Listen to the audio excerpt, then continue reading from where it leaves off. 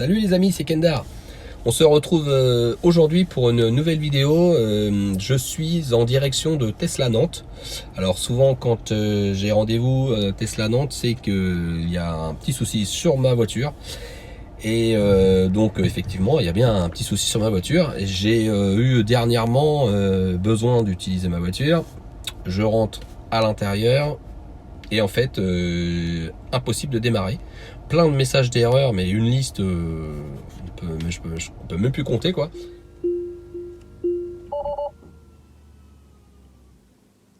Niveau de charge maximum de la batterie, impossible de démarrer, tension fournie insuffisante.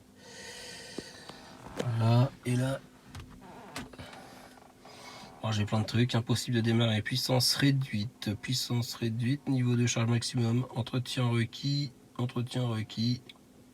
niveau de charge batterie trop faible, plein d'erreurs de charge, bah oui, je sais pas combien.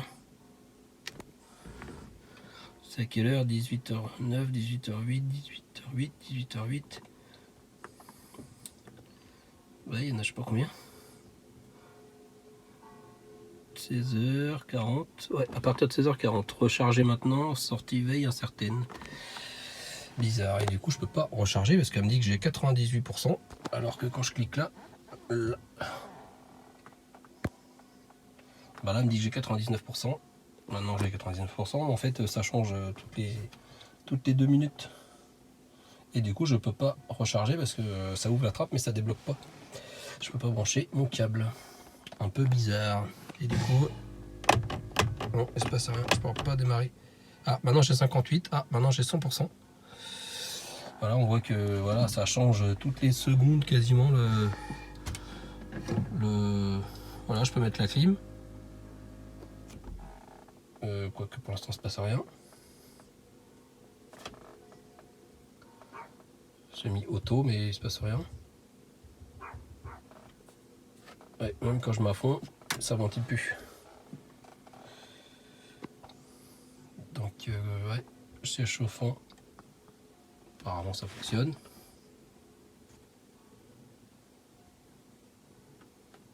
Ça a l'air. La musique, ça fonctionne. Wi-Fi Bluetooth, ça fonctionne. Bizarre. Donc suite au message qui est apparu sur mon tableau de bord, je contacte Tesla dès le lundi, parce que ça m'est arrivé le dimanche. Je contacte Tesla via l'application pour demander un entretien. Moi je pensais vraiment que ça venait de la batterie 12 volts qui m'avait été changée il n'y a pas très longtemps. Parce qu'en fait, en la rechargeant avec mon chargeur de batterie, la voiture s'est mise à fonctionner, aucun message d'erreur, plus rien. Donc je me suis dit, ça vient de la batterie 12 volts. Alors peut-être qu'elle est défectueuse, peut-être qu'il y a un truc, je sais pas, un truc qui se déchargeait, je sais pas. Et le lendemain, je crois, Tesla m'appelle pour me dire qu'ils avaient effectué un diagnostic à distance de ma voiture et il s'avère que ça n'a aucun rapport avec la batterie 12 volts. Alors je sais pas pourquoi en la rechargeant ça s'est mis à refonctionner, mais en fin de compte ça viendrait de la batterie principale de la Tesla, le pack batterie. Et donc j'ai rendez-vous aujourd'hui pour amener ma voiture et ils vont faire des diagnostics dessus.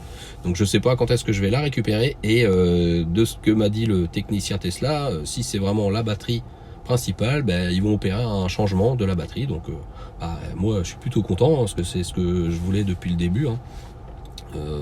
Quitte à repartir avec une batterie un peu plus en forme, voilà, c'est pas mal. Elle a déjà 176 000 km, donc si je peux avoir une batterie un peu plus récente, faire plus de kilomètres, pourquoi pas. En plus c'est pris en charge parce que ma voiture est encore garantie jusqu'en 2022 je crois, oui c'est ça.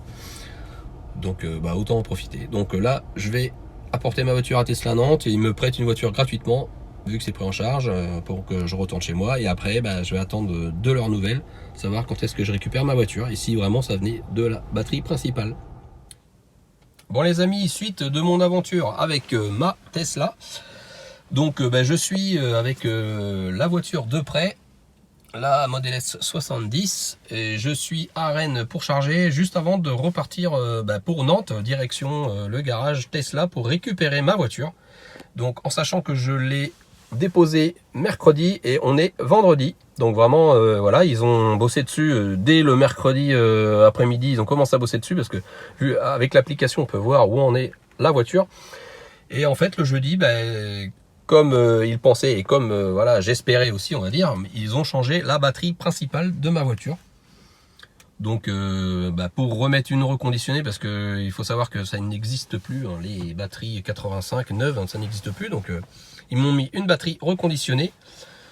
Et donc là actuellement elle est encore en charge, hein, donc mais quand je vais aller la récupérer, elle aura 100%. Donc super quoi. Et donc ça venait bien de ça, vraiment les soucis de problèmes de tension, apparemment ça venait de la batterie principale.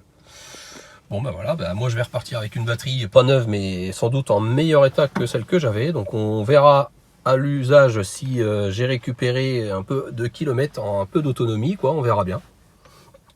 Donc voilà, j'ai hâte de la récupérer en sachant que voilà, là ils m'ont prêté une Model 70. Alors ce qui est bien par rapport à la mienne, c'est que celle-là elle a l'autopilote. Donc là j'ai fait voilà toute la route en autopilote, hein. C'est vrai que c'est super pratique.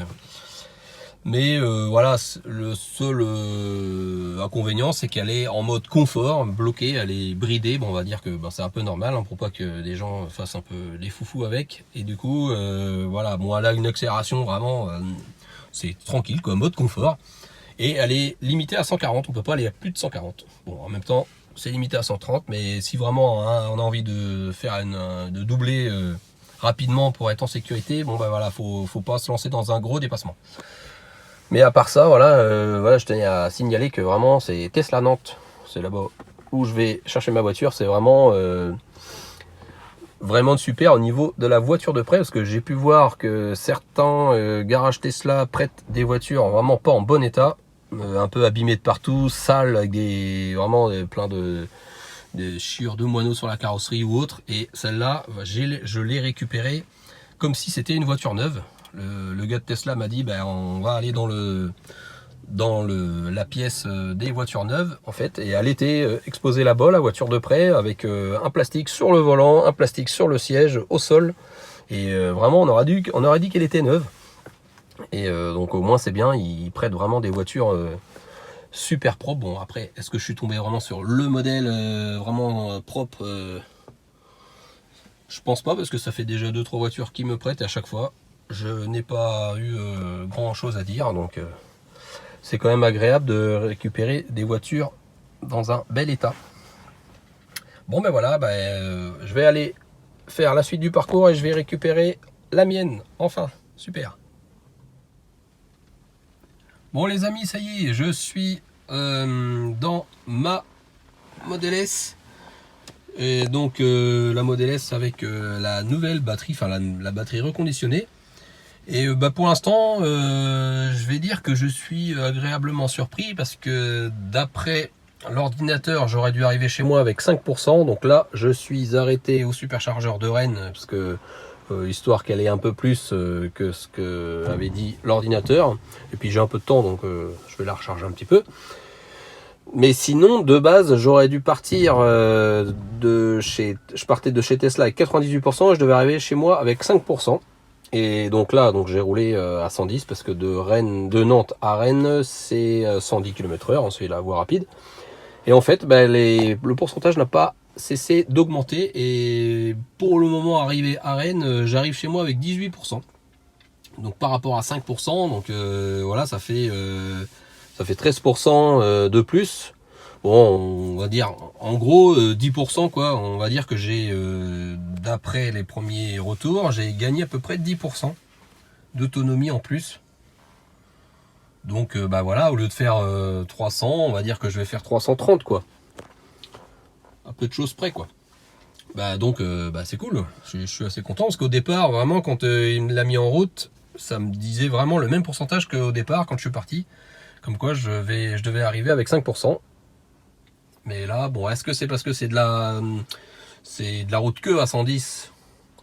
Est-ce que c'est à cause de ça? Parce que après, du coup, ça va être de l'autoroute à 130, quoi. Donc peut-être que le pourcentage va baisser, mais en sachant que là, je vais me recharger, donc je vais repartir avec un peu plus de pourcentage. On va d'ailleurs regarder.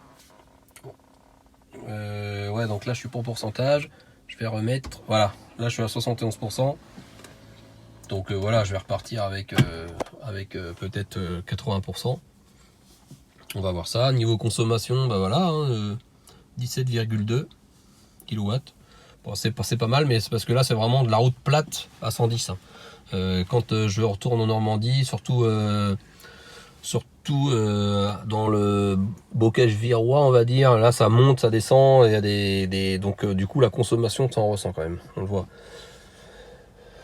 Bon ben voilà, pour l'instant agréablement surpris. Je ferai vraiment une charge à 100%, et une fois que je serai à 100% chez moi, parce qu'elle aura quand même appris, ce sera adapté à ma conduite, je referai juste une simulation de la route pour aller jusqu'à Nantes, jusqu'à Tesla Nantes, voir vraiment si c'est revenu à 5% ou si ça me dit bah, j'arrive avec 20% ou quoi. Comme ça, là, je saurais vraiment que j'ai gagné de l'autonomie.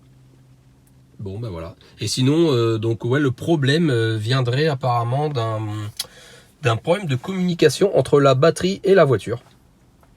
De ce que m'a dit le gars de chez Tesla. Donc, il a dit, bon, c'est pas moi le technicien, je peux pas vous dire exactement, mais pour vous résumer plus simplement, voilà, c'est un problème. La batterie principale avait problème de connexion. Donc, du coup, quand c'est ça, ils changent la batterie apparemment. Donc, et ils remettent une batterie équivalente ou supérieure à ce qu'il y avait déjà, en fait. Donc moi, apparemment, j'ai une batterie un peu meilleure parce que j'ai l'impression d'avoir gagné 10% d'autonomie. Donc, bah voilà, quoi, c'est cool. Bon ben voilà, voilà mes petites aventures. Donc je repars avec une voiture avec un moteur changé il n'y a pas très longtemps, une batterie rechangée aussi il n'y a pas longtemps, la batterie 12 volts aussi a été changée, l'écran a été réparé. Donc là, voilà, là vraiment les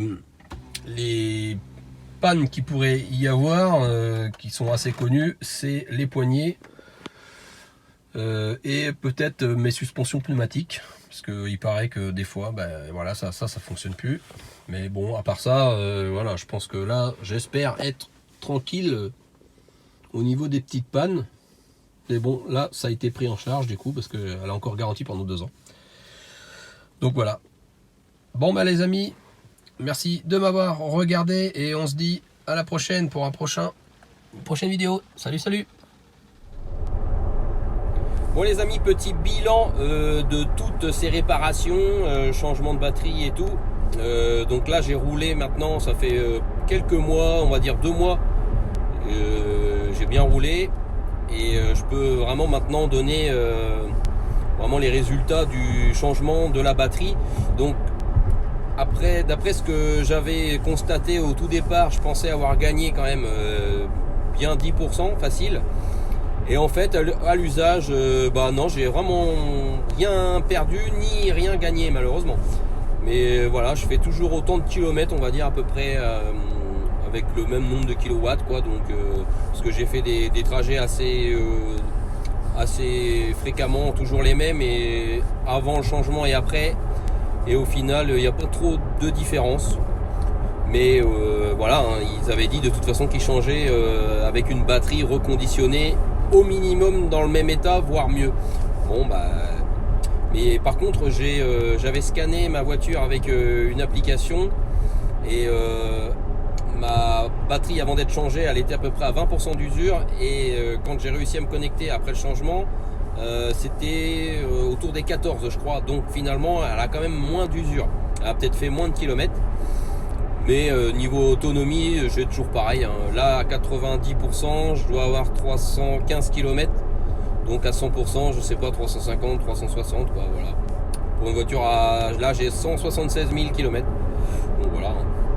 Mais sinon, depuis, voilà, changement de batterie, pas de soucis particuliers. Le MCU, il fonctionne bien depuis la réparation. Donc, bah voilà, pour l'instant, rien à vous raconter de plus sur la Tesla. Donc voilà, prochainement, si je pense, c'est que je ferai le changement de ma prise, enfin surtout d'avoir le combo CCS. C'est un adaptateur qui permet justement de se brancher sur les nouveaux superchargeurs, car à terme ils vont tous changer, passer tous en V3, et du coup ma prise d'origine ne va plus pouvoir se brancher dessus. Donc après ça veut dire plus de superchargeur. Donc pour partir en vacances ça va être assez galère. Donc je pense que ça sera le prochain changement, mais je ferai ça je pense au printemps, voilà, avant de peut-être partir en vacances et faire des grands trajets. Je vais avoir besoin des superchargeurs là, et du coup je pense que je le ferai. Mais pour le moment, voilà, là on va arriver en hiver, donc je vais moins l'utiliser. Bon, ben je vous remercie d'avoir regardé cette longue vidéo. J'espère qu'elle vous aura éclairé sur certains points. Et je vous dis à bientôt pour une prochaine vidéo de Tesla. Allez, salut, salut!